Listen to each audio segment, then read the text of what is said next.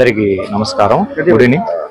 ముఖ్య విషయం ఏంటంటే ఈవినింగ్ సాయంత్రం 5 గంటలకు జేసీ గారికి ఫలానా చోట ఫలానా డోర్ నెంబర్లో 300 బస్తాలు ఉన్నాయని జేసీ గారికి ఇన్ఫార్మ్ చేశారండి. విత్ లొకేషన్తో సహా పంపించారు.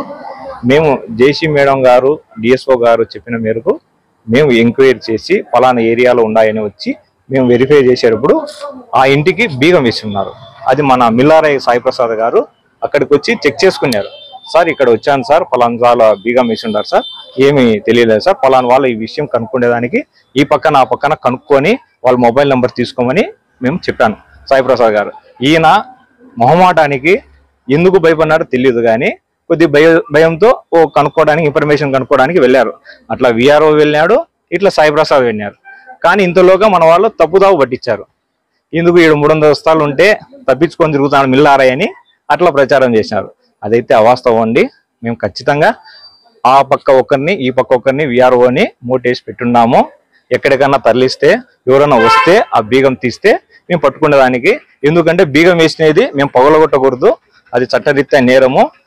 ఫలానా మత్తిది అని కనుక్కొని ఈ ఇంట్లో నక్క రామకృష్ణ అనే వ్యక్తిదని తెలిసి ఆయన ఫోన్ ద్వారా సంప్రదించి మీరు త్వరగా బీగాలు పంపిస్తే మంచిది, లేదంటే మేము పోలీస్ ద్వారా దీన్ని పగలగొట్టి పంచనామా కండక్ట్ చేస్తామంటే లేదు సార్ నేను వస్తాను సార్ అని మాకు ఇన్ఫర్మేషన్ ప్రకారంగా 1650 కేజీలు అంటే 32 మూటలు దొరికాయండి.